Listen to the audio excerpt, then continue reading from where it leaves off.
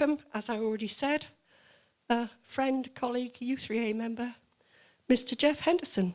Thank you.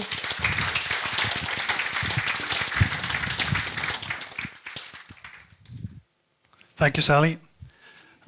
Is that too loud? Good, right.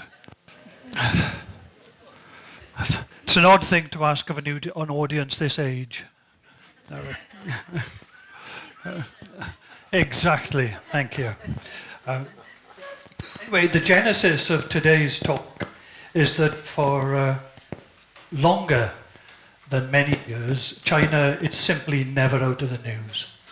And I found myself, because I'm interested in China, I've been reading about it for 20 or 30 or 40 or 50 years, I've just been told it's 50, that I read the paper or I look at the news and whatever, and I found myself asking the question, why are they doing that? Why have they just done this? And what's behind that particular move? So I decided I'd go back to the drawing board and do some research and try and understand, so that when I'm looking at the news, I can say, oh, okay, I understand why they've done that. It's not as daft as it sounds. And I'm hoping also that by the end of the talk, I'll give you some context for reading about it yourself in the future, or where you see something on the news, you'll be able to say yourself, oh, okay, that makes sense, or it doesn't, but I can see where it fits in. So that's my objective. But first, I'm going to talk about a couple of thousand years of history, very briefly. On the first chart, there was a map of the Silk Road. Most people have heard of the Silk Road. That was their principal trading route from China into the rest of the world. China is said to be one of the oldest states in the world, and by about 1680, it was pretty much formed as it is today.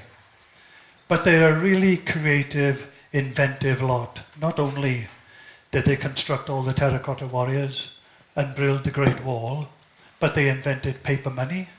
They invented the written language, which has survived to this day. A 5-year-old at school in China can read a manuscript that was written 4,000 years ago. The written language hasn't changed. They invented gunpowder, so without that we'd have no Guy Fawkes. They invented the wheelbarrow, so all you gardeners and allotment owners can say thank you. They invented paper money and the umbrella. So they're a really inventive, creative lot. And as was once said, damn clever these Chinese. Who do you think said that first? The Chinese. Well, that would be a bit of self-publicity. No, it was actually Spike Milligan on a goon show in 1955.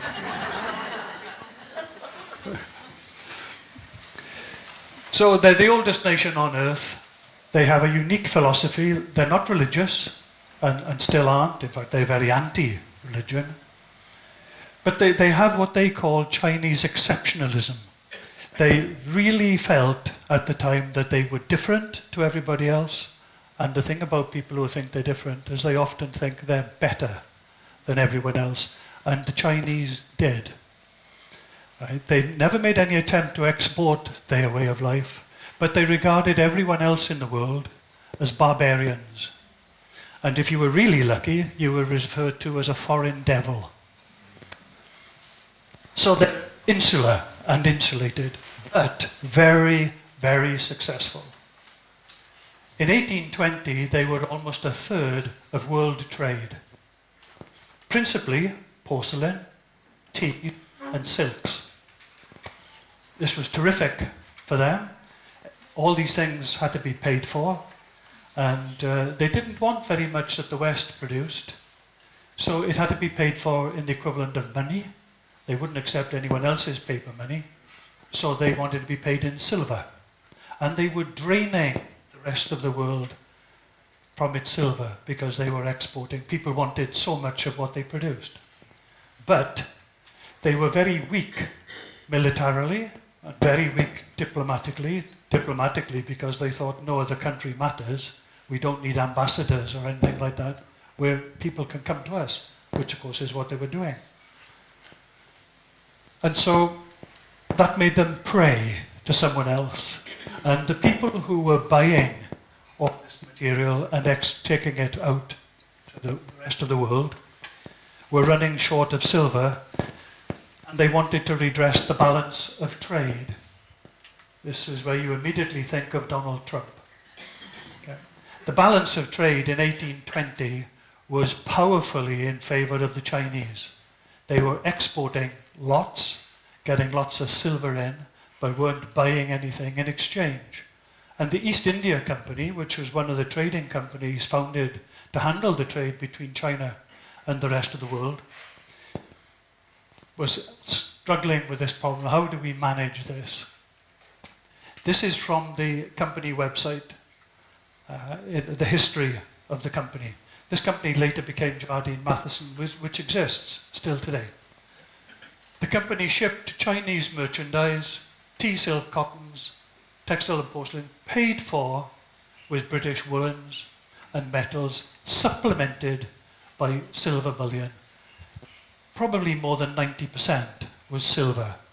This couldn't carry on, so what were these guys going to do about it? And they found the answer in India, and the answer was opium. And within 20 years, trade was in balance.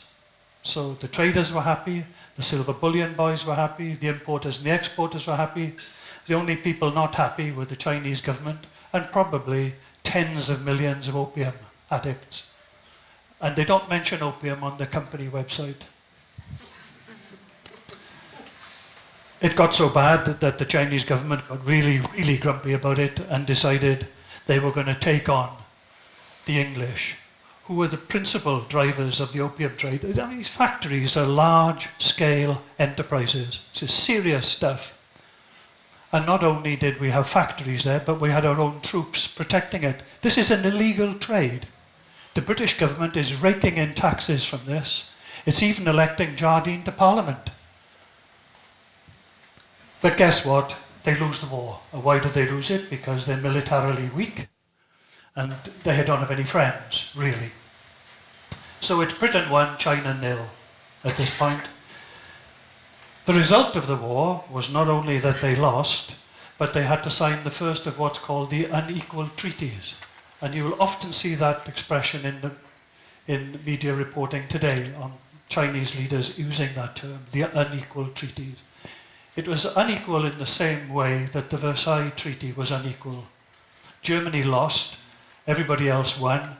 You sign on the dotted line, these are the rules, it's not negotiable, get on with it. We want Hong Kong and we want Macau. And by the way, we want 21 million pounds worth of, what do they call it, reparations. And we want the 21 million because you confiscated, at the start of this opium war, you confiscated our opium before we'd had a chance to sell it, and we want it back. And by the way, we want you to pay for it. So they got paid for it twice, and then they got paid twice, really, because they got it back, and they sold it again. So Chinese conceded the treaty ports, and this is the start of the sort of colonization of part of China. During the war, one Chinese statesman thought they had a secret weapon, which was rhubarb. They were exporting, as well as tea and porcelain, they were exporting a lot of rhubarb. And they were convinced that China was the only place that could grow it. And they determined that if they stopped the export, the Queen and all the rest of us would get constipated and we'd give in. So I have to say, the Queen remained regular on her throne. Thank you. Thank you, John. And it didn't bring us to our knees because we were, by that point, growing most of our own. I like rhubarb, but I didn't realise it had such a colourful history.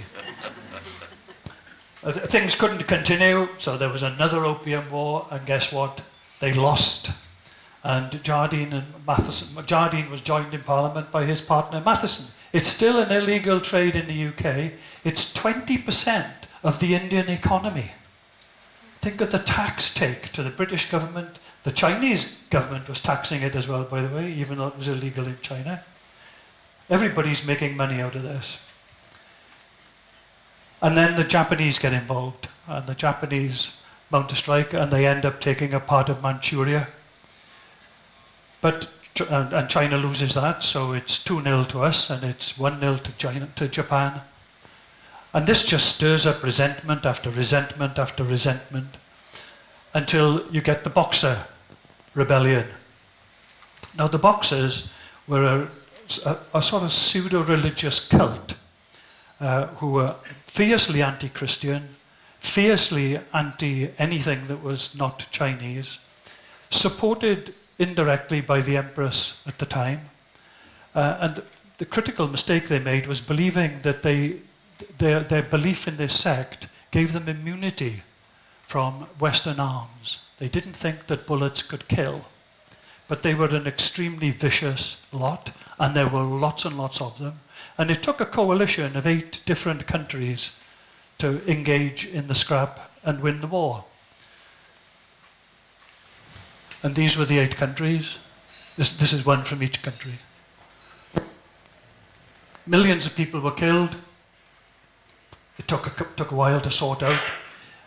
The dynasty was weakened as a result of their support for the Boxers.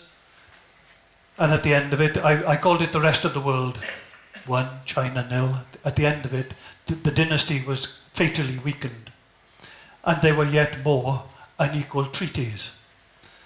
And the consequence of the treaties, I'll talk about in just a second. So up to 1900, the first 4,000 years, there'd been lots of warlords, and they'd always scrapped about things, but they'd not engaged with anyone externally. So you could say from a big war point of view, China was 0-0. And then comes the West. And at the end of that, the foreign devils have won 4, and the Chinese have won none. And in between, not only are there losses, big losses in each of these wars, but there was the Taiping Rebellion, in which somewhere between 20 and 60 million people were killed. That's more than the First and Second World Wars put together, I think.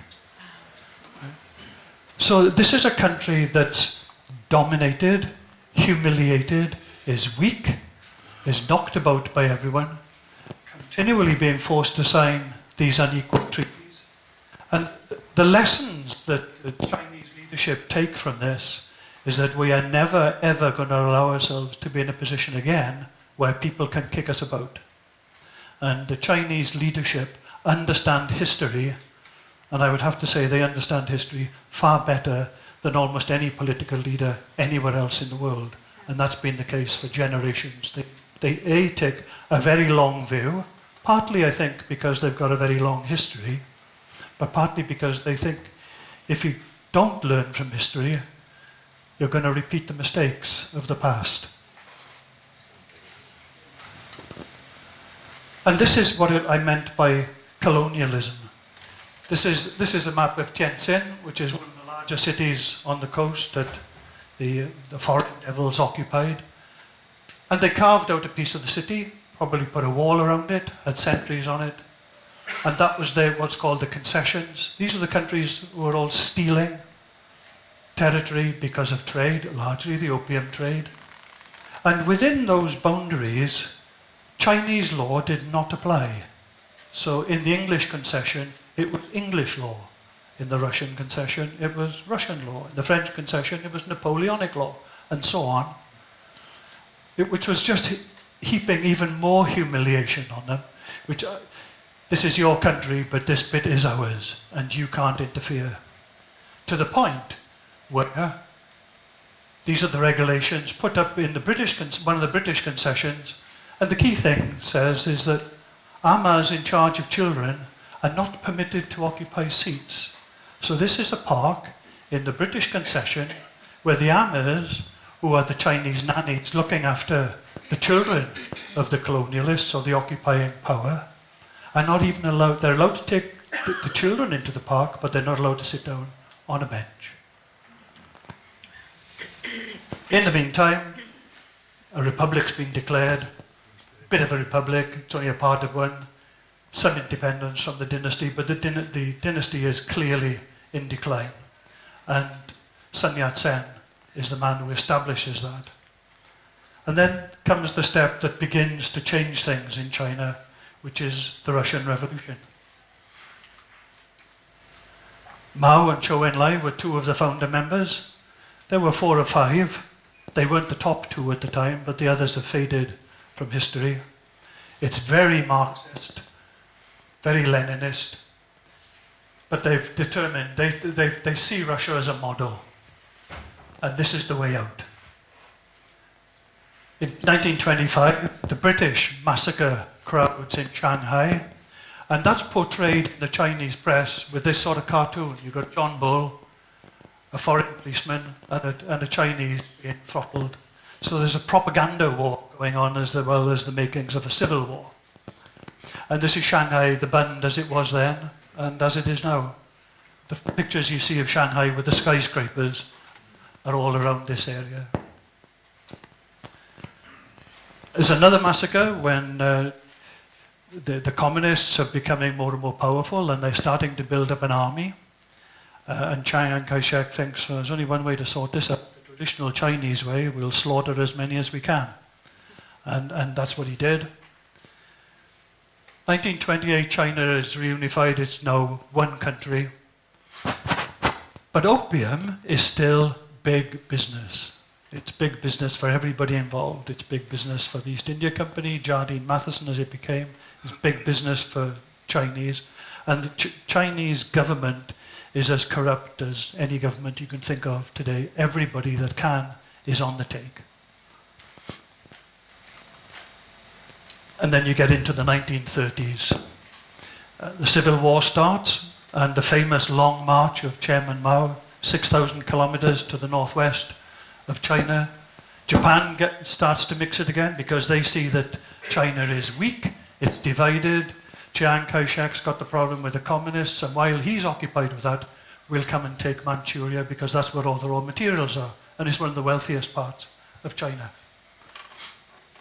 They draw that into a truce, and the Japanese put Puyi into power. If you've seen the film, it's really quite an interesting movie.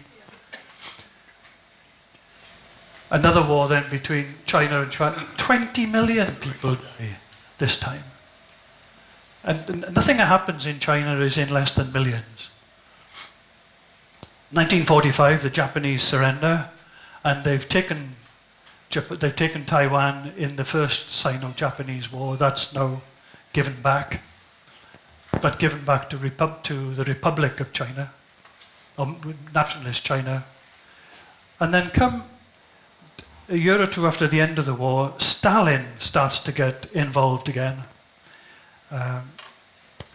He's keen not to have a strong China on his southern border. He's made sure that Vietnam is partitioned, that has a border with China. He makes sure that Korea is partitioned.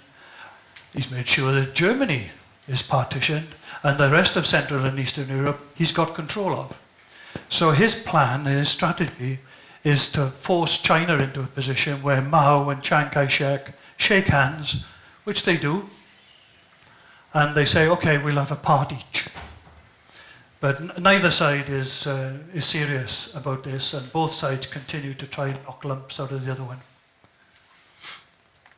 And it ends, as we know, with the communists winning the war in 1949. Yellow, by the way, was the imperial colour. From now on, it's red. The East is red, if you remember the hymn. And the lesson that the leadership today draws from that whole period is this was 100 years of humiliation, and we are not going to let that happen again. We are going to be powerful, and we're going to manage ourselves, and we're going to insulate ourselves from the rest of the world.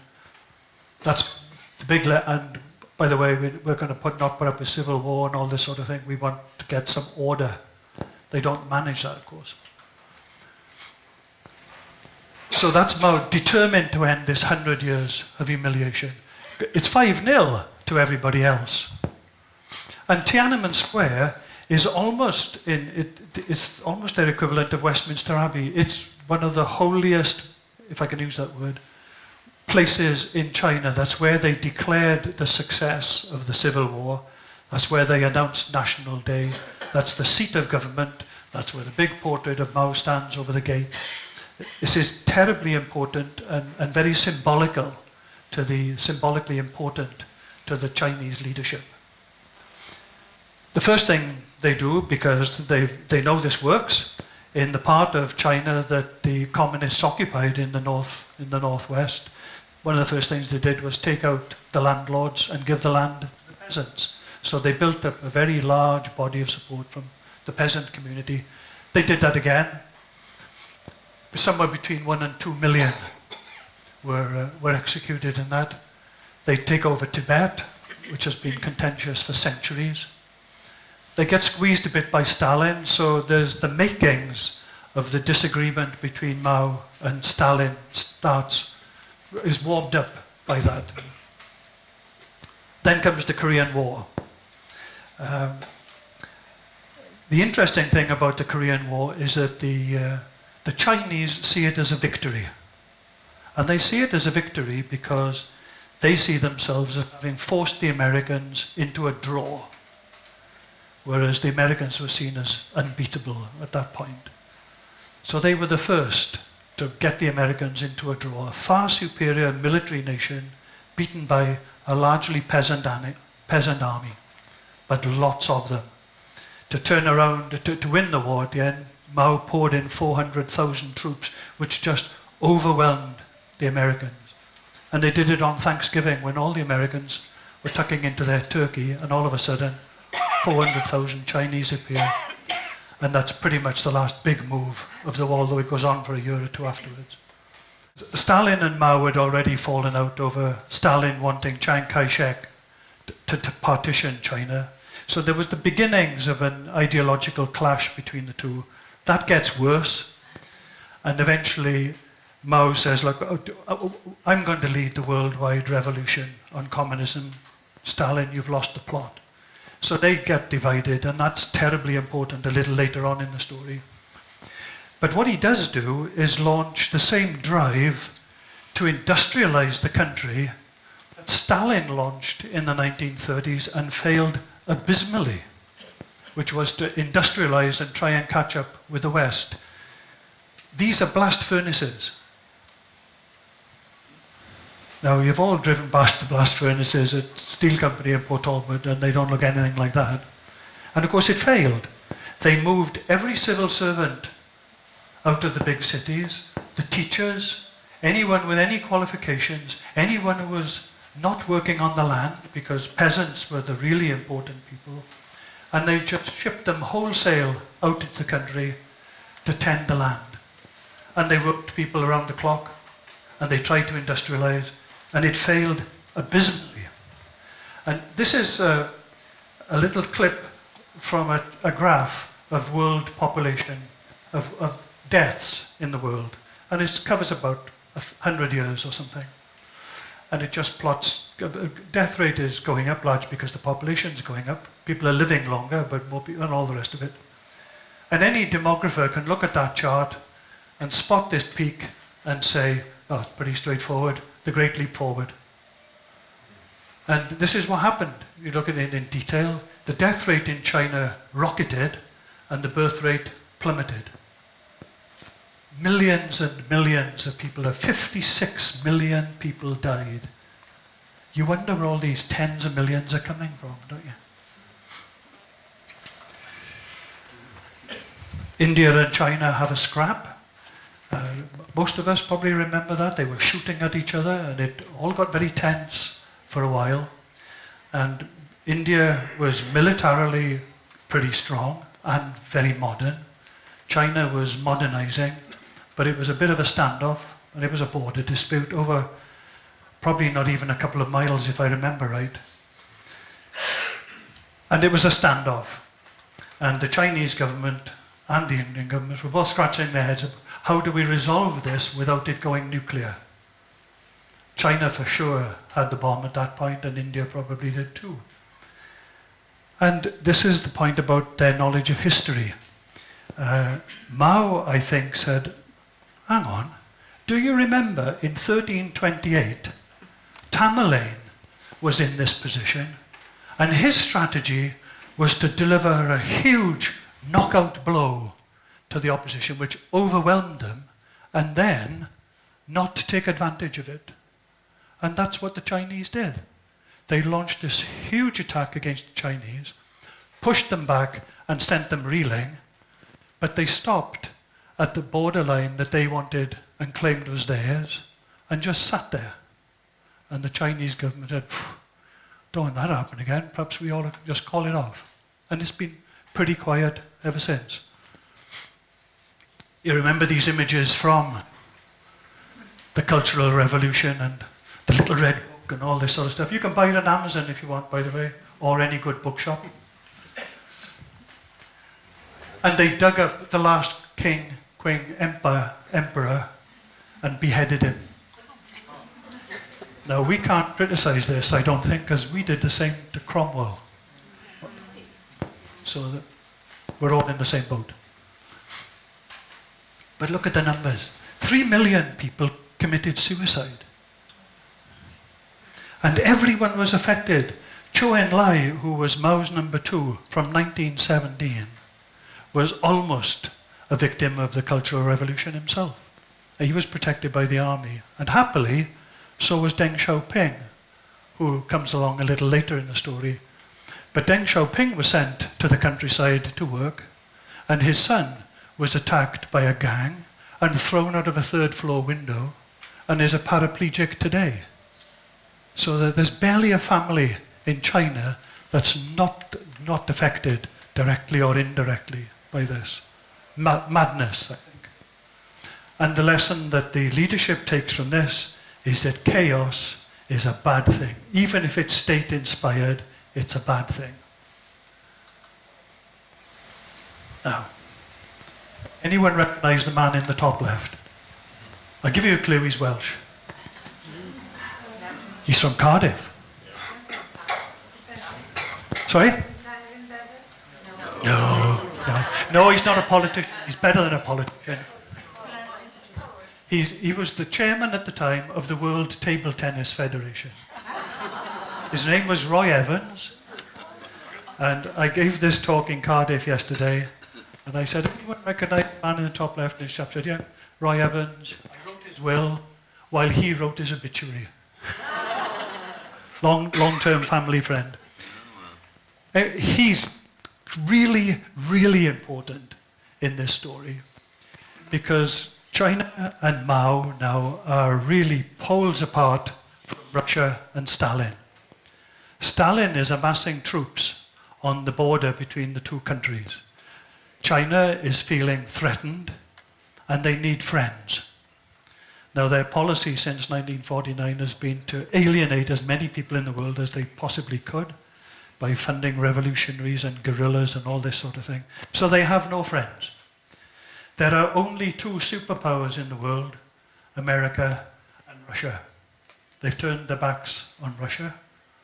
So what do? They want to cozy up to the Americans. How do we do that, is the question. They don't have any diplomats abroad. And either way, they don't want their foreign minister, Zhou Enlai, for instance, to approach the Americans and say, do you think we could have a chat? Principally, because they feared a refusal. And a public refusal would be damaging to their image and their standing in the world. So they're looking for a way to send a message to America to say, can we talk? And Roy becomes the man. He's invited to China and he meets Zhou Enlai and Mao. He has afternoon tea with both of them. And interestingly, this is just an aside, there are a number of ambassadors from abroad, based now, ambassadors to China, based in Beijing, and have been for some time. Not one of them has ever met Zhou Enlai. And here we've got this man from Cardiff sitting down and having tea and biscuits. And what they say to him is, because ping pong or table tennis is very important in China, and the Chinese team were playing in the World Championships in Tokyo at the time. And what they said was, do you think you might like to invite the American team to come and play some exhibition matches in China? And they, well, that's a good idea. There's a really good team. It's an important sport in China. So they do.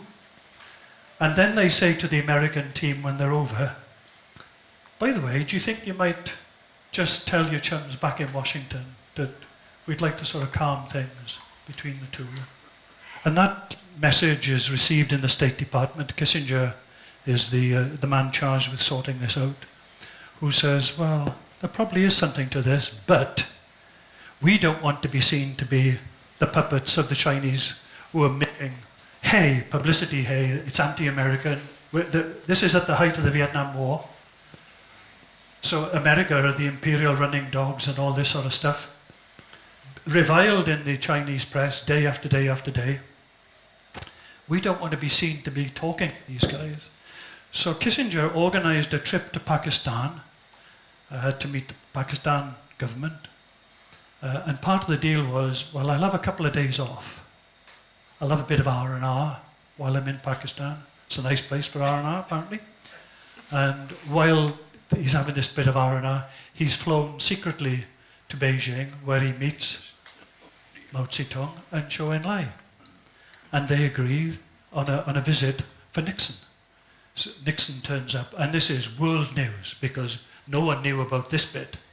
And this bit, both sides made hay of.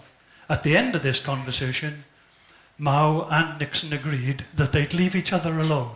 The Americans said, we won't interfere in your part of the world, and you don't interfere in our part of the world.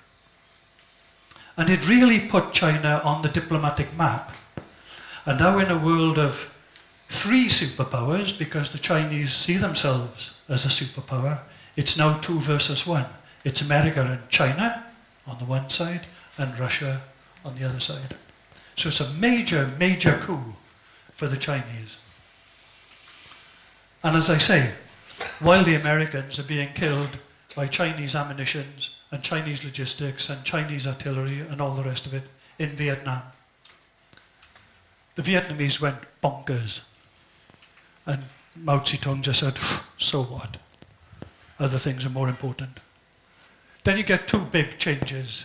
Chiang Kai-shek dies and Mao died. That ends the Cultural Revolution. Happily, 60 million killed. That's Mao's legacy in all of this. And Chiang Kai-shek leaves a pretty strong Taiwan, still strong today. Totally different story to the story of mainland China, but terribly important for the future. Now, Deng Xiaoping becomes he looks like a pixie, doesn't he? And I came very, very close to him in the late 70s or the early 80s. I was working for IBM, and my customer I was responsible for was Rolls-Royce Aero Engines, who were one of our biggest customers in the UK and very important internationally. And Deng Xiaoping and a delegation came to visit Rolls-Royce. Rolls-Royce were very keen to start doing business in China. And he and his entourage came to the computer center, and I was on standby duty to answer any questions they might have that Rolls-Royce couldn't handle. I tell you, they picked the wrong bloke in me. Any technical question, I'd have been lost. But he looked to me like a pixie. He had a spring in his step, and he bounced in, and he looked a really amenable character. It was clear that he was in charge. But anyway, he takes over. And what's he inherit? 100 million starving. Almost a third of the country is illiterate. Only 1% are university educated. How on earth do you run a country of 1 billion people, it's 1.2 or 1.3 billion at this point, with almost no one educated? And you've made sure that the people who were running the government, you shipped those out into the countryside, and a lot of them have died. He relaxes central planning, I think, because he does understand that if you think back to the first chart and their creativity, they are an inventive, industrious lot. If you give them their heads, they'll grow an economy. They'll start growing things that they can sell instead of growing things that they have to give to the government at some knockdown price. Entrepreneurism will flourish, and it did. And the consequences were substantial. This is where Deng Xiaoping comes in. This is what happens to income. This is what happens to food production. And before this point, they're having to import food, or people are starving to death, or both. They even invite Wham to perform in Tiananmen Square. Anybody remember Wham? Were they pretty bland? No. Ooh. Wow. That was something. They were the first Western band in. I can imagine why they didn't invite the Rolling Stones, but. And it's going to the youngsters' heads, all of this. We're eating better, our pay's gone up, more people are in employment, things are getting better. One of the quotes from students at the time is, the best decade of our lives, and we are getting richer and richer. And what do they want? They want a bit of a say in things. They want all power belongs to the people, which is a quote of Chairman Mao's. It's in the little red book. This can't persist, and it sure as heck doesn't persist, because this is where the Tiananmen Square massacre comes in. And these are some photographs from it. It was horrific. It was interesting that the first time they sent in the army wouldn't fire on the people. And they backed off. And the leadership, hang on a minute, we're used to you guys doing as you're told. And they realized this was because the army was based in Peking. It had been recruited in Peking. And they weren't going to fire on their own kids, or their aunts, uncles, nephews, nieces, or whatever. So, being familiar with politics and history, they looked at France, and France was the perfect model, because France has a military force called the CRS. And the CRS are the boys that you send in with baseball bats and machine guns when there's a riot in France, and they break skulls. And they do it because they're recruited in one part of France, and they're based in another part of France. So they're not kicking their relatives around, they're kicking strangers around. And that's what they did. They brought in the army from the far-flung corners, especially the poorer corners of China, because they had more of an axe to grind. You guys are living this well, driving around in cars, waving flags. We haven't got any of that. So they preyed on the resentment as well as the fact that they were being told to do what they were being told to do. And this is interesting. This was a speech that Dulles, who was Eisenhower's Secretary of State, made in 1949 on the fall of communism. The administration in America came under huge attack for losing China, was the way it was put. And when he was asked the question, he said, I think it'll be 3 or 4 generations before there are sufficient youngsters, educated, prosperous, who know what they're doing, and they will overthrow the government. There'll be a uprising and they'll be gone. But it's going to take 3 or 4 generations for that to happen. The Chinese leadership, and one of the men on the Politburo, said, we cannot allow Dulles' prediction to come true. And then he was probably right. I can't find this speech. I've looked at the State Department archive.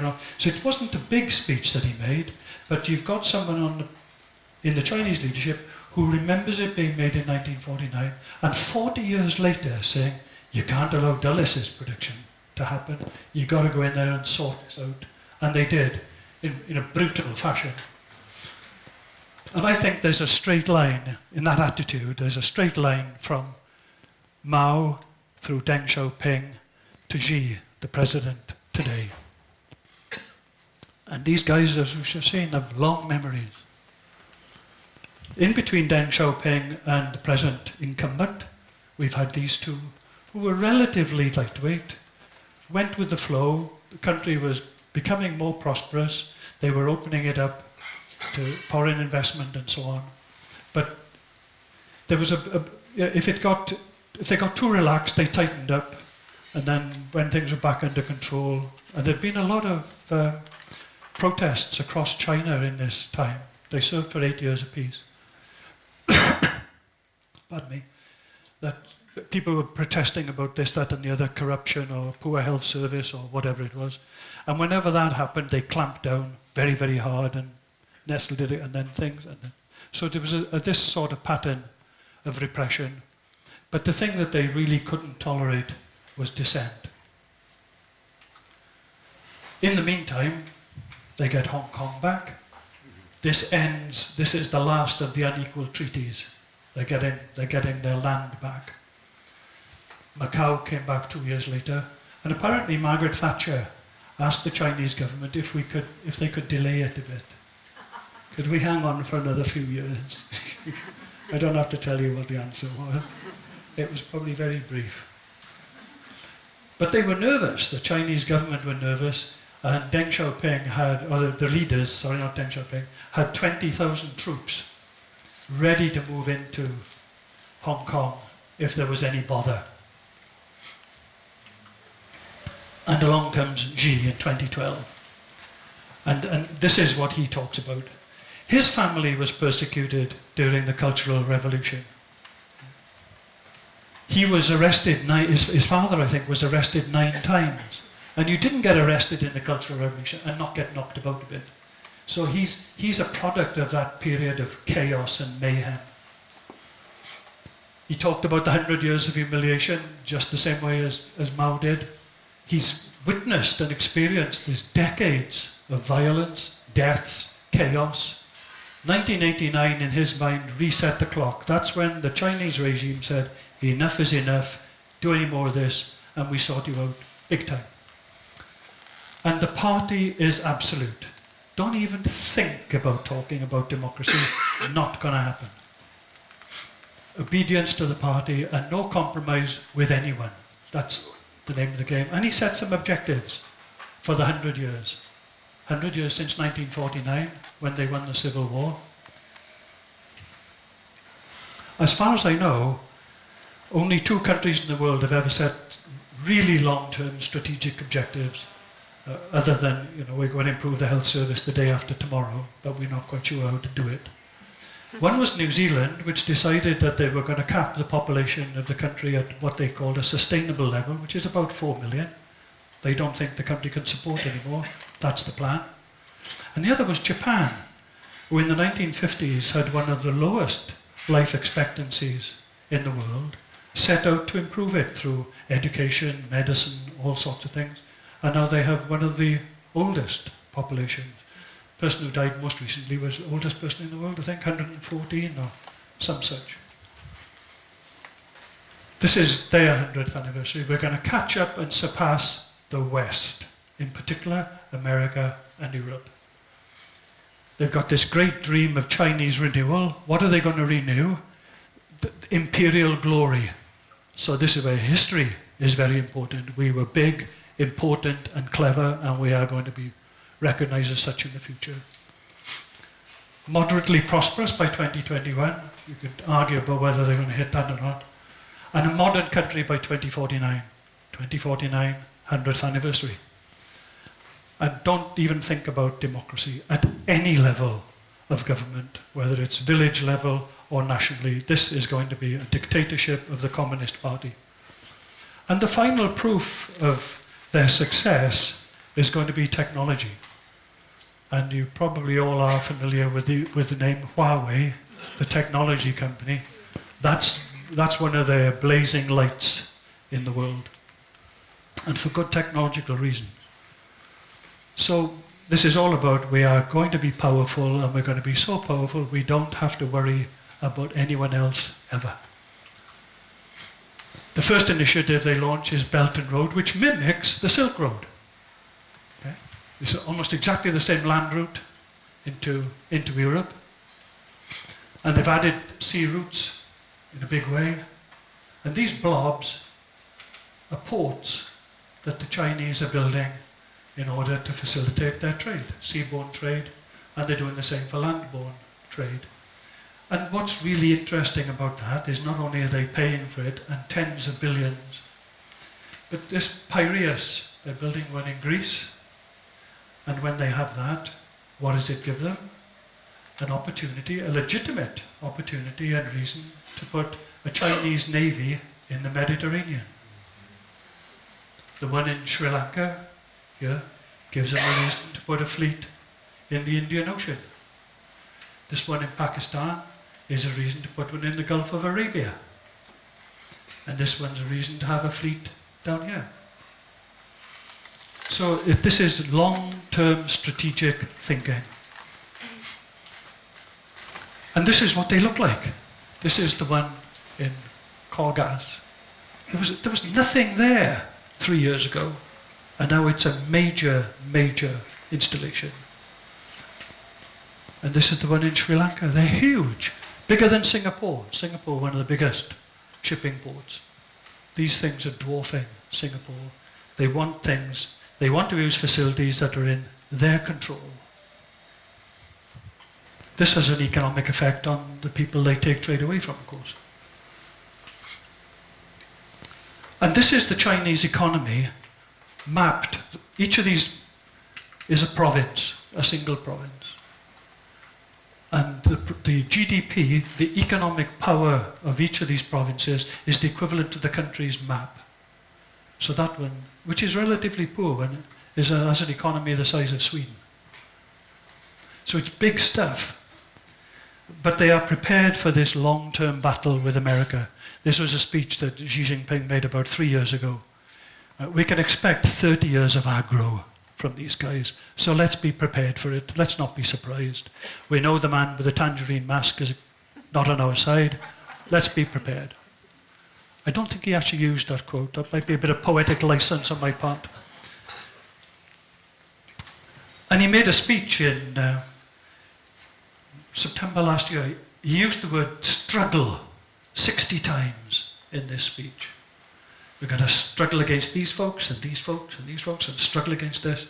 They're preparing all the time, the Chinese population, for this long drawn out battle.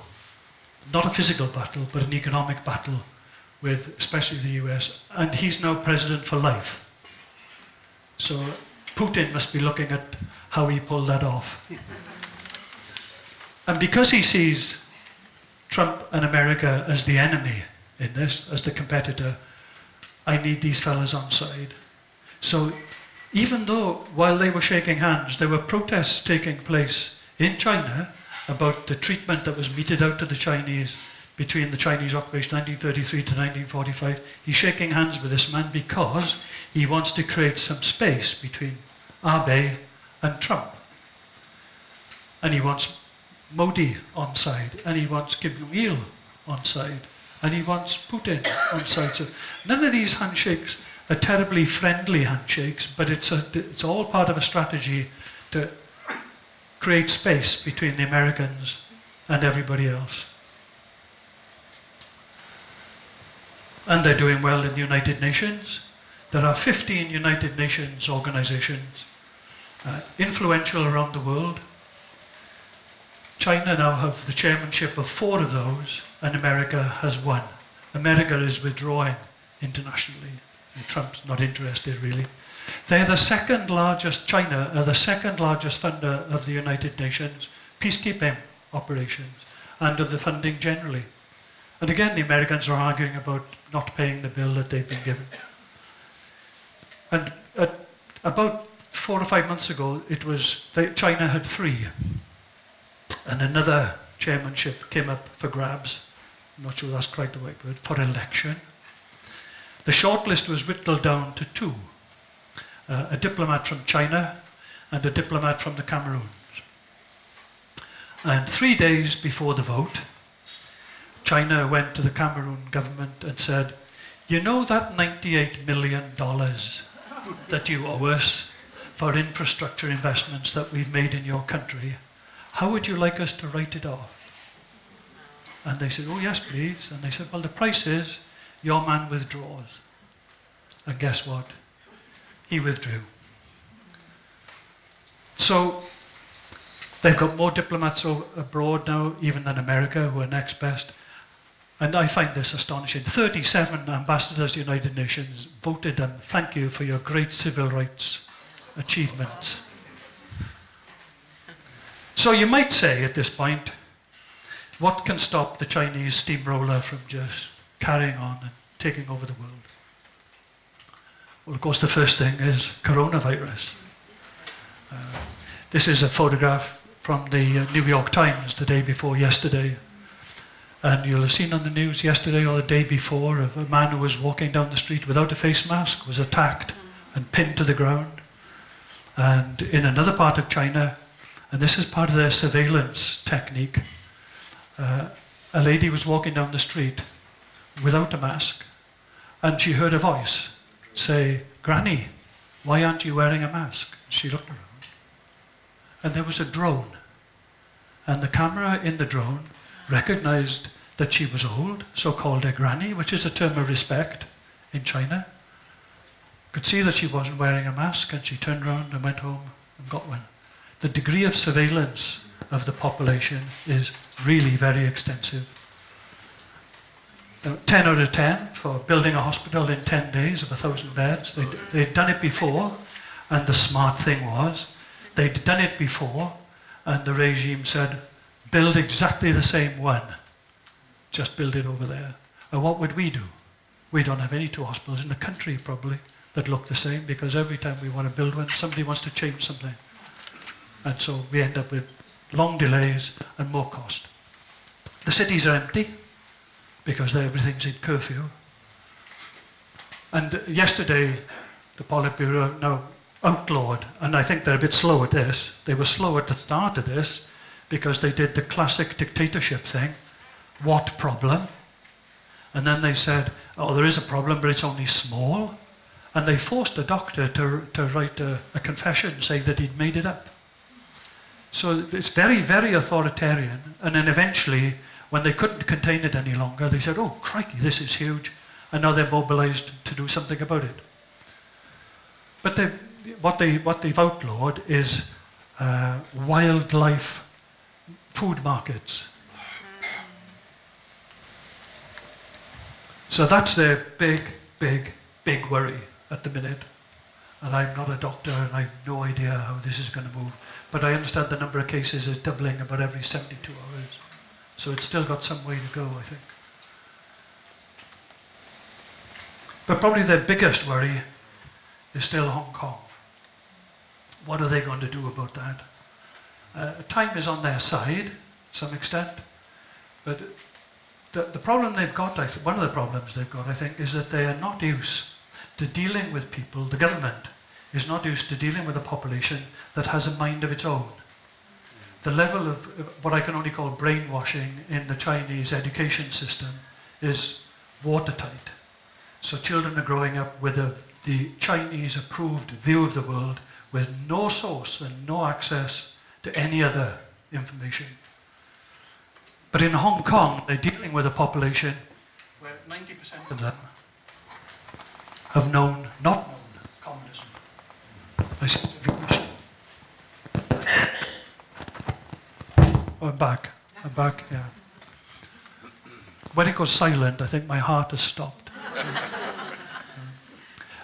And in mainland China, of course, more than 90% of the population haven't known anything else. They're fearful and they're compliant. They do as they're told. So I think the Chinese regime is really grappling with how do we sort this lot out. And this is interesting, only as an aside. This is females and males. It's one of the few places in the world where women outnumber the men. And I don't know when that's relevant, because my experience, women always do as they're told. By themselves. So I think that's their big problem, and this model of one country, two systems is what they're trying to sell to Taiwan. So, you know, when you come back into our fond embrace, it'll all be wonderful for you, just like Hong Kong. Well, it's not working out that way at the minute. What they have done is they've reduced the dependence of Hong Kong and the dependence of China on trade via Hong Kong, where most of China's trade 15 years ago went out via Hong Kong. It's now down to less than 10%. So they're doing the same thing to Hong Kong as they're doing to Taiwan. They're marginalizing it. They're squeezing the economy as a way of exercising some control. And so you've got the Americans and the Chinese circling Taiwan. It's relatively small. The total population of Taiwan is about the same as many Chinese cities now that didn't exist 20 years ago. So that's their biggest strategic challenge, and they are certain that come 2049, this big red wall is going to include Taiwan in mainland China. There are now only 15 states in the world that even recognize Taiwan as a separate diplomatic entity, and one of those is the Vatican. And that's because every time China makes an investment somewhere, or is about to make an investment somewhere, and they're choosing to make investments in states that recognize Taiwan, guess what the price of the investment is? Yes, you can have the money, but withdraw your recognition of Taiwan. So there's this pincer movement taking place. And Xi's most recent speech was, it must be part of China, and it will be part of China, and he used the expression, bones will be crushed. So there's this threatening propaganda all the time. And they're ultra sensitive about Taiwan. The Dalai Lama's there because he visited Mongolia a couple of years ago. The Chinese, of course, see him as an emblem of an independent Tibet. And in their view, they're not independent, that's part of China, doesn't even exist as a separate state. So what did they do? Within hours of him turning up in Mongolia, they closed the border between Mongolia and China and economically froze Mongolia until the Mongolian government had said, thank you very much for visiting, see you next time, and promised never to invite him again. So they're very, very heavy-handed about anything that offends their sensitivity. And all of these organizations have been punished one way or another, or pressured one way or another. Hollywood make films now that are very careful about what they say about Taiwan, because China is a huge market for American films. It's a huge market for sport. Arsenal player recently tweeted his support for a demonstrator in Hong Kong. Arsenal's not on Chinese television anymore. They lost the TV rights, cost Arsenal $9 million a year. This is somebody Rockets, they're a baseball or a netball team, anybody know? I can't remember. The general manager tweeted support for Taiwan, both. They're off Chinese television, same thing. Google, if you go to Google and you did a search on Tiananmen Square, you'd get no results. And you know, if you do a Google search, you get 300 million results for anything. If you keyed in tea cakes, you get a couple of million. Key in Tiananmen Square, you get none. And the Olympic Committee is giving in. So everybody's giving in to pressure. Dior were foolish enough to try marketing a t-shirt that had a map of China on it that didn't include Taiwan. That was it. They shut the Dior shops. So the other strategic challenges they have are the trade gap. That's big, seriously big. And everybody, everybody other than China is in the same boat. We've all got a trade deficit with China, so we're all desperately looking for some way to pay for what we get from these guys. The next challenge is growth. They have to keep growing their industry and growing domestic consumption so that they can grow employment, because they still have probably 400 million people living in poverty, and they claim they've taken 300 million out of poverty in the last 15 years. They've got a long way to go. They need to do that. This year they're projected to grow at just over 6%. The UK, the latest forecast is 1.1. Right? Any country other than China, any country in the world experiencing 6% would be dancing in the streets. But these guys really do need it, because that economic power is the key.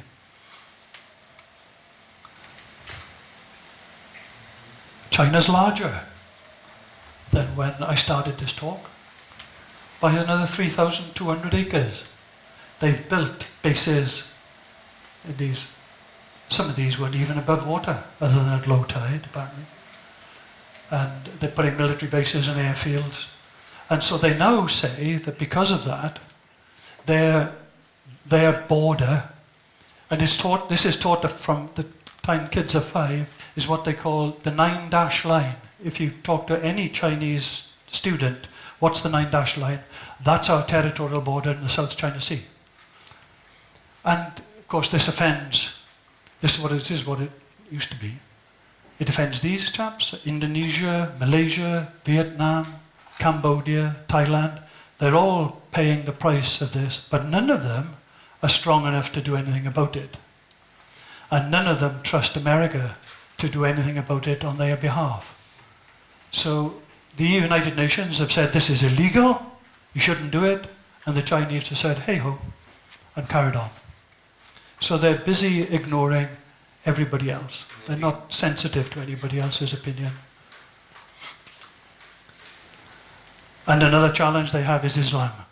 They're really worried about fundamentalism, especially Islamic fundamentalism. And they have borders with a number of Islamic countries around here. And you know what they're doing to the Uyghurs? They're putting them into re-education camps. And they're taking the children away for adoption and having them adopted by Chinese families. They have some tiny, tiny grounds for doing this because there were 3 or 4 terrorist incidents in Beijing that were pinned on Islamic fundamentalists, probably rightly. But they've joined, therefore, the war on terror to justify doing this. And it's little short of cultural, whatever. What's the word? Ethnic cleansing. Ethnic cleansing, thank you. When you get to my age, you can't remember everything. And around here, there are about 30 30 dialects and 5 or 6 languages. What's being taught now is Mandarin. They want to Chineseify the population. And part of the problem is that for this Belt and Road Initiative, the land route goes through the Islamic part of the territory. So security of this trade route is very, very important. And that's why I think they're not going to relax their moves to sort that part of the world out the way they'd like to sort it out. The next challenge is the environment. Youngsters are beginning to make their voices. Having this photograph taken is fairly brave, because if you stand like that in the street, someone's going to come along and nobble you, but they've got their masks on and can't be recognised. But they've, in this drive for industrialisation, they've wrecked a lot of the country. They've built 700 coal-fired power stations. They've flooded almost 1 million villages. We've got one in mid-Wales, haven't we, which people visit. They've done it to 1 million of them. The water's filthy, biodiversity's gone, plastic is all over this. So they've got a huge problem. When you expand an economy that fast, this is the sort of thing. Without any controls, this is the sort of thing that happens. And the next one is just the people. There are almost 1.5 billion people. Now, how do you manage these people and their grumpiness and all the rest of it? Well, the corruption campaign that President Xi made a big play about, that has its origins not just in the fact that corruption was endemic, but party officials started turning up on village visits and whatever with their arms down, and a blogger thought, hang on, this man gets paid $600 a year and he's wearing a $100,000 watch. Now, how did that happen? And that just went viral, and there were photographs of all these folks. Of course, they were all on the take. They had to clamp down on that. And Xi started a heavy campaign. They've executed people for corruption. They've locked a lot of people up. And then Bloomberg did an analysis of wealth in China. The Bloomberg Business Channel was broadcast in China. And one of the things the report showed was that President Xi's family possessed assets amounting to $280 million. And Bloomberg was shut down within the hour and has not been broadcast since. So none of the assets were apparently in his name, just in his wife's and his children and his uncles and his aunts and whatever. So it's a big, big problem and a very obvious one. Poverty is still a huge problem. And the further, this is Manchuria, which is where all the raw materials are that they have. This is Beijing, and this is the coastal region where the factories are, because that's where the ports are. And so that's more prosperous. This colour is more prosperous, less prosperous, poor, poor, poor. And this is a recent photograph taken in this part of the world. And there are hundreds of millions of people living out. And if you look at any documentary about China where you've got these people travelling around the country, and there have been a few of late, what I do, I'm less listening to what the traveller is saying as I'm looking to what's in the background. And then you see a lot of poverty, and you see a lot of how backward the country is. I call this one Nappy Valley because they're not producing children. They had the one-child policy, which they claim now was a great success, and probably was. But now they've got the problem of how do you maintain a population when you've used all sorts of coercion, from forced abortion to compulsory sterilization and all sorts of things. How do you turn that around where young people in China, well, heck, why do I want 2 or 3 children anyway? One's enough. And so they've got a problem with doing that because they're anti-immigration in the same way as Russia is anti-immigrant. Their populations are in decline. You need every woman to produce 2.4 children to maintain a population. So most countries in the world are in decline from that point of view. The ones that aren't are the Orthodox Jews and many Muslim countries. They're the ones producing children. So that's a big challenge for them. How on earth do we get it back? Because our people are living longer and there are more of them, even though they're only producing one. Who pays for all the old folks is the challenge. And I say every developed country in the world pretty much has that problem. And they also have a gender imbalance. That is to say, they have many more men than women. So even with that Hong Kong effect, there are about 100 to 120 million Chinese men who will never marry unless women, the divorce rate from women goes up. That's their only chance. And India is not as bad as China, but we've all read about sexual violence in India. And that's out of the same frustration, but their imbalance isn't as powerful as this. Georgia, the Caucasus, is similar, and I can't find any article anywhere that explains why that's the case, but they don't seem to be worried about it. And the other place that's really out of balance is Alaska. And that the American government offers incentives for people to go and work in Alaska. And we were there some years ago, and one of my daughters observed that to the lady guide we had, that there were a lot of men around, many more men than women. And was that a good thing? And the guide said, well, over here we say, the odds are good, but the goods are odd.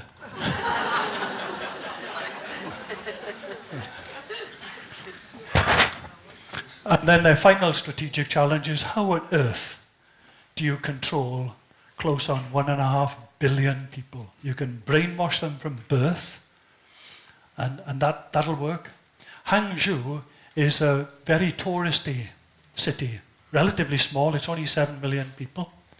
It's where the G20 was held a couple of years ago. So it's one of their showpieces. But this city of 7 million has 200 million cameras. And they're experimenting with a degree of social and behavioral control that's not been seen anywhere else. If you pay your utility bill on time, you get merit points. If you pay it late, you get demerits.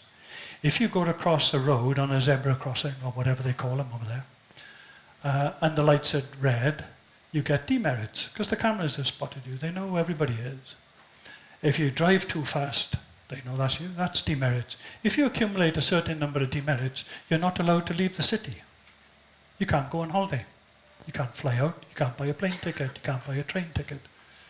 So they're trying this out in a very, very powerful way.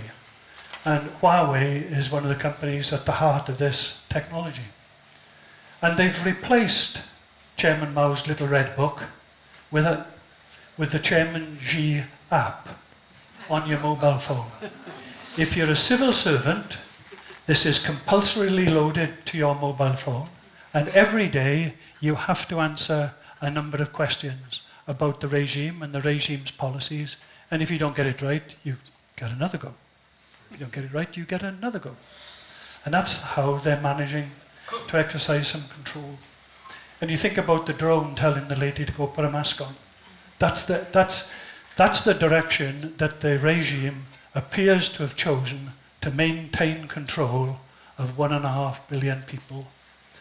And at the same time, they're softening it a bit by saying, well, of course, the byproduct of all of this and the generosity of the Conservative Party is that more people have jobs. Not at the minute. This virus is hammering the economy in China and it's hitting stock markets around the world. But if you ignore that for a minute, you're all better off, and more of you are better off, and more of you are studying abroad, and so on, and so on, and so on. So it's all goodness. And compare that with how it was 100 years ago when we were being kicked about and nothing happened. And compare that with the corruption that preceded that in the imperial dynasty. So that all those levers are at work. And this is the way they're currently choosing to do it. So you have to ask, is this the act of a strong regime or the act of a weak and frightened regime? So where are they going to go? China thinks they're on the up. Every speech that Xi makes, he talks about Chairman Mao and Deng Xiaoping. He doesn't talk about anybody else. That's our model, that we are transforming China.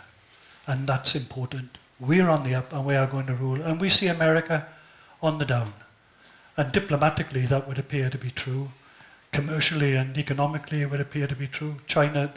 America first suits these guys down to the ground. You could argue that's playing right into China's hands. And this is Shanghai. And then you've got these fellas at the heart of it all. And the big debate that we've just had in the country, well, no, the little debate, because it wasn't much debate, about whether we were going to have Huawei as part of our future internet 5G strategy. So I hope I've given you some flavour of what makes these chaps tick and help you when you pick up a newspaper tomorrow. Thank you for listening.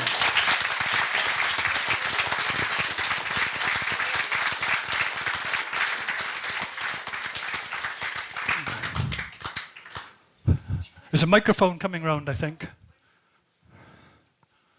Oh, watch your head. Hang on.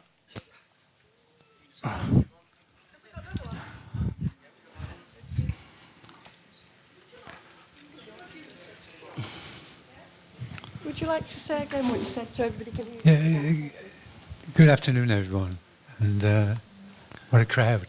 My name is David Crooks. I live in Porthcawl, and in 1991, I moved to Hong Kong to live and work in Hong Kong and China. And I can tell you when we started here, there was no religion, but there's a philosophy. And the philosophy is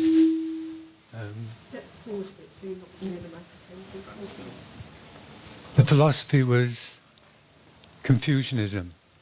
I don't know if many of you have read about Confucius or his philosophy, but he had certain strong bases to that philosophy.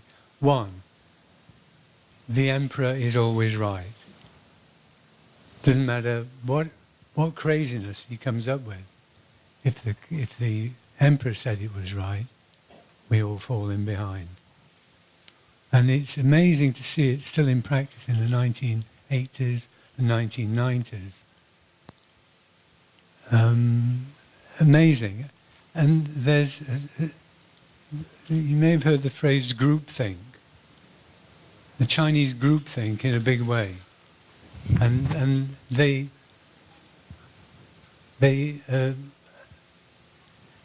confound you when you first get there. Has anyone ever been to Hong Kong and China? Have you tried getting in a lift when people want to get out? Knowing that if deep down, if you want to get out of that lift, you're going to get pinned to the back of the carriage by the incomers. And it's illogical To you and I, with a Western mind, it's illogical. But I observed this for quite some number of weeks, watching where people were trying to get out of a lift, people were trying to get in, and you get this dance, and people do this. And nobody's getting in or out. It's most ineffective, most frustrating. The chase is Confucianism is the root of many of these slides and the facts on them. Because we know that there's only one emperor and what he says is correct. And because of that, they will fall in behind. And it gets to such an extent that when you get power, power breeds power. And the answer to why does China do X? They're suffering from too much Confucianism and too much groupthink. And emperors are always right. Thank you. Thank you very much. Thank you. Of course.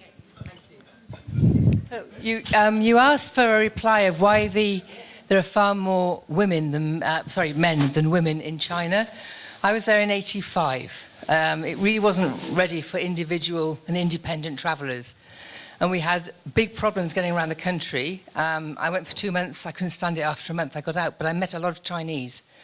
And also, after that, I've had bosses who've adopted Chinese children. Now, in the countryside, with the one-child policy, they needed boys, not girls. The girls were there to breed, in inverted commas. The boys were there to do the work. So down many wells are the bodies of little female children. They killed their female babies. They kept the boys. And then when they were putting up for adoption, they were adopting out girls and not boys. So all the people I know adopted girls. My boss then tried to get a second, and they suddenly realised that in the future, because I actually said in '85, if they carry on like this, they're going to have so many more boys than girls. And they realised it was happening, so they stopped all adoptions of female children, and they're not redressing the balance. Because if they're found that they've killed their children, they'll be shot. But they're still doing it. It was interesting that if the leader of the village and the village council decided to kill a child, that was legal. But not if you did it yourself. Thank you for a great talk, Geoff. Thank you. A quick question. China, why? Why is a Chinese middle-sized firm, a steel firm, trying to buy one of our 2 steelworks in Britain? Oh. I'm a little puzzled. They don't need to. China produces more steel in a year than the British steel industry has produced in its existence. So we are dwarfed. They produce 700 million tons a year, I think. So I guess it's just to get a toehold. And it may just be that there's some interesting technology in there that they might want to learn and practice with and whatever. And also give them a degree of legitimacy. It might be a very cheap way of getting a toehold into a country that might be about to put some tariff barriers up. Whatever they're doing, I think you can be certain they've thought about it. There's a hidden agenda. Always, I think, yes. Yes. No, Nick. Excuse me. No. 37% of the world's emissions come from China, and yet there's 121 gigawatts of coal-fired power stations under construction. So we can see the way China is going. Also, you heard about electric cars. Well, 80% of the rare earths you need for batteries for electric cars are now under Chinese hands. Yes. Now, this is where the world is going, unfortunately, and we can see the trends, but they just seem unstoppable. It does appear that way. I think the big question is going to be, can they continue to control the population the way that they would like? Because it needs a compliant population to do all of these things. Does Donald Trump's concern over this company have any influence over here? Are we going to listen to him? Well, we don't appear to have listened to him on the Huawei 5G decision. It's difficult not to be suspicious of the Americans at the minute. I worked for an American company for 27 years. I have a huge respect for Americans and American business. But I think it is interesting that the semiconductor industry, this Huawei thing is all about a thing called semiconductors. There's a microchip in every phone, computers, all this sort of stuff.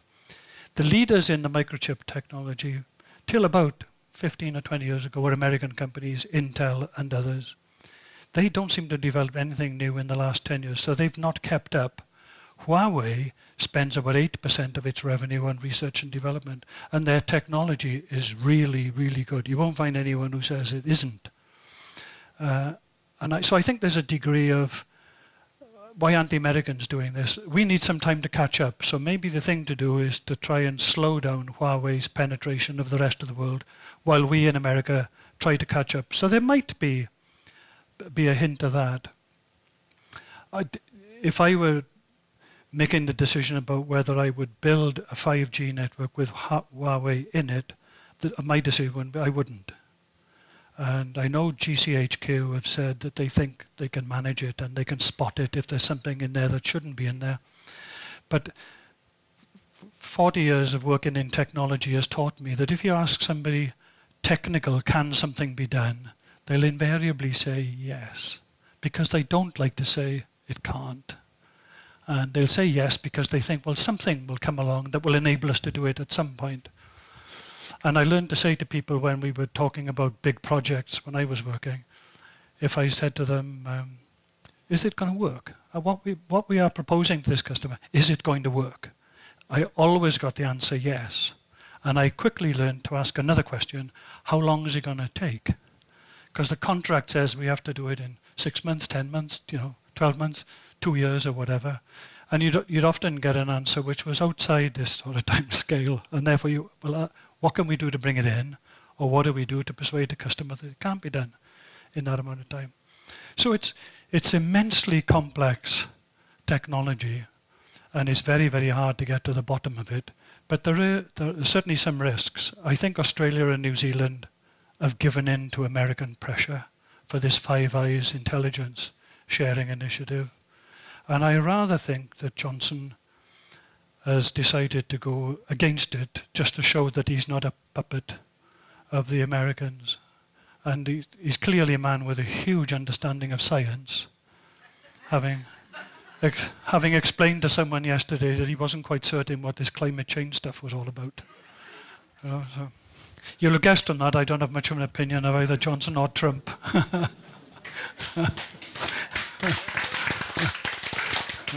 Geoff, thanks again for a very informative and very exciting, I thought, talk. Thank you.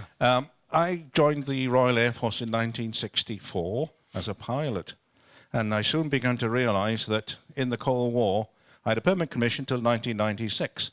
I might never see that date because we were either going to go to nuclear war by then, and we'd all get destroyed, particularly in Europe, or Russia would implode. Fortunately, the latter happened fairly peacefully. China is going along a similar sort of path. We're getting into a new Cold War. It's already happening. Now, China it's got contradictions up the yin-yang or up the Yangtze or whatever you like to call it. It's either going to go along a path to 1984 and the rest of the world's going to be against it, and that was probably inevitably going to end with a nuclear war, or it's going to implode with the contradictions that it's got. It's got poverty. It's got people coming from the country working in the factories along the coast who have no civil rights. They can't have their families educated. Yep. It's so full of contradictions with poverty and inequality that I think there's a good chance it will implode. But it might be a nasty one, not like Russia. What do you think? Oof. Well, I think their grip of the population and the fact that they have a monopoly in education and in the media means that they not only they may have a compliant population, but they've also got an ill-informed population. And I rather suspect selfishness is very important in this. As long as enough of them are doing better than they did last year and the year before, then that will delay whatever is going to happen. And delay, I think you're right.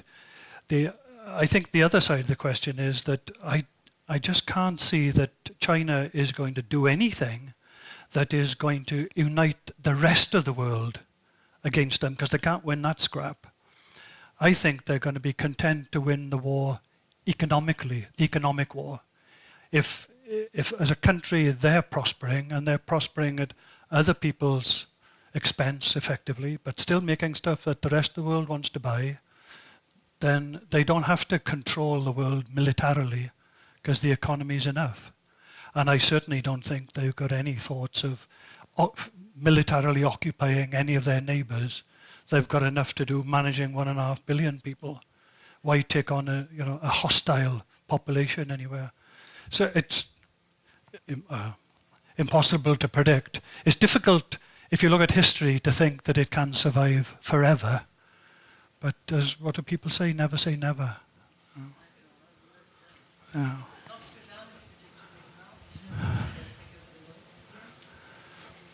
Thank you, everybody. Wonderful questions. I'm calling it time now because coffee is on the table over there and cake. And pound a cup, please. Do remember. But I really have to ask you to join me to thank Geoff here for amazing, amazing talk. Thank you so much.